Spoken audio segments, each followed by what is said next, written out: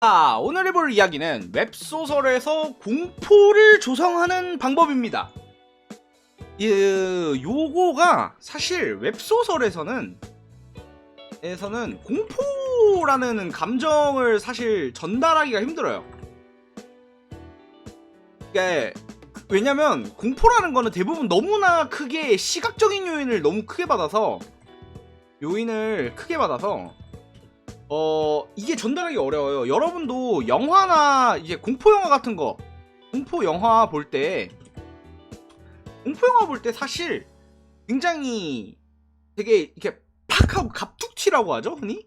갑툭튀 때문에 놀라서 무섭지, 이제 막 심리적으로 막 엄청 그 공포 막 이렇게 되는 상황이 이제 시각, 청각 뭐 이런 게 그 복합적으로 곁들여져가지고 딱 무섭다는 감정을 느끼게 되는 거잖아요. 소설에서는 그걸 표현하기가 너무 어려워요.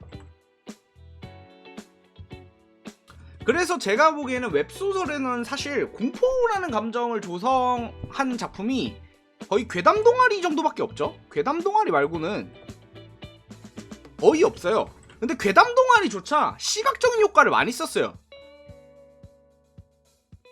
붉은색 글씨라거나 이런 식으로, 아니면 뭐 글자 자체를 뭐 바꾼다거나 이미지를 좀 첨부한다거나 이런 식으로 시각적인 효과를 곁들여서 이제 공포라는 감정을 만들어낸 거거든요. 이제 이게 사실 근데 그래서 순수하게 글만으로 공포를 느끼게 하는 경우는 거의 저는 너무 힘들다고 생각합니다. 뭐 그럴 수 잘 쓰시는 분들은 그럴 수 있겠지만, 그래서 제가 이제 공포라기보다는 광기에 가까운 행동으로 좀 그 조절을 해요. 이거 분위기만 내는 경우가 있으면, 이게 소설에서 할 수 있는 거는 사실 행동으로밖에 없어요. 근데 행동이란 거는요, 이게 되게 광기에 대해서 얘기가 나올 때 행동을 두렵게 느끼게 만들려면 일단 상식이라는 틀을 부숴야 돼요. 그러니까 상식적인 행동 속에서 맞아, 이거가 이게 되겠는데, 그러니까 상식을 비틀어야 해요. 이게 이거 근데 생각한 것보다 되게 방식 자체는 간단한 게 자, 있어요. 예를 들어보죠. 어떤 사람이 그 묘사로 도마 위에 고기를 썰고 있는 사람이 있어요. 근데 자, 도마 위에 고기를 썰고 있는 사람이 있어요. 그 다음에 이제 농장에는 이제 목초를 뜯으면서 소가 뛰어놀고 있습니다. 자, 여기서 공포감을 조성하는 방법은 이런 거예요. 자, 어제 소는 5마리였습니다. 근데 오늘도 5마리예요. 도마 위에 고기는 뭘까요?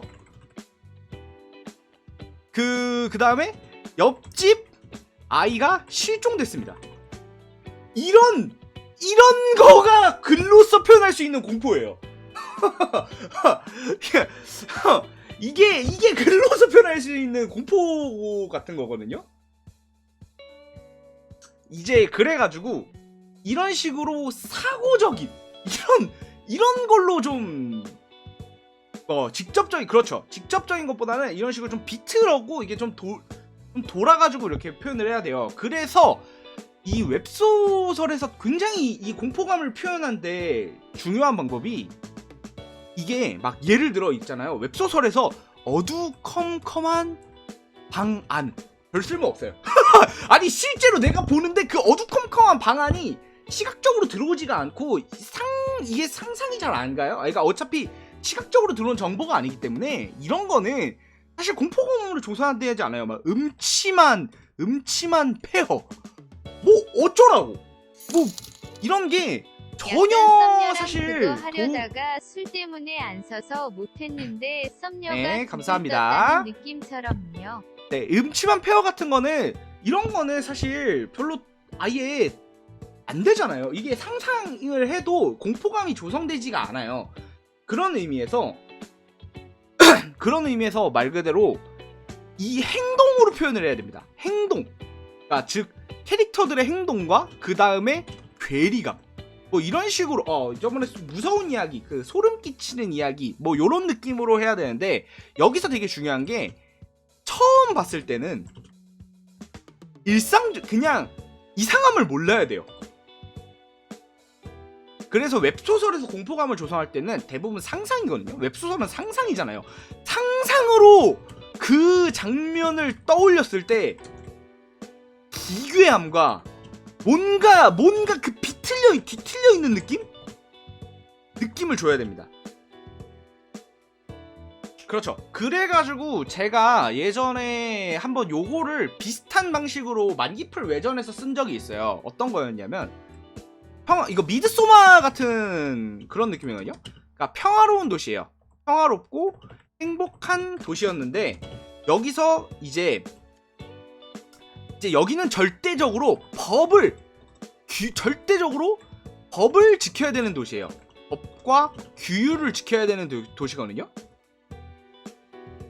그런데 여기서 이제 평범한 가정집에 있는 밥을 먹을 때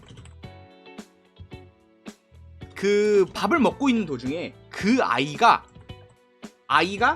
이제 되게 여기서 행복해요. 다들 웃고 떠들면서 오늘 열심히 일했군. 오늘 김씨도 박씨도 열심히 일했군. 김씨도 열심히 일했군. 막 아유 우리 아기 사랑스러운 아기 이러면서 되게 평범하게 있을 법한 그런 가정집에 아이가 제가 정확하게 지금 기억이 안 나는데 고기를 먹다가 투정을 부렸나 아니면은 뭐 거짓말을 했나?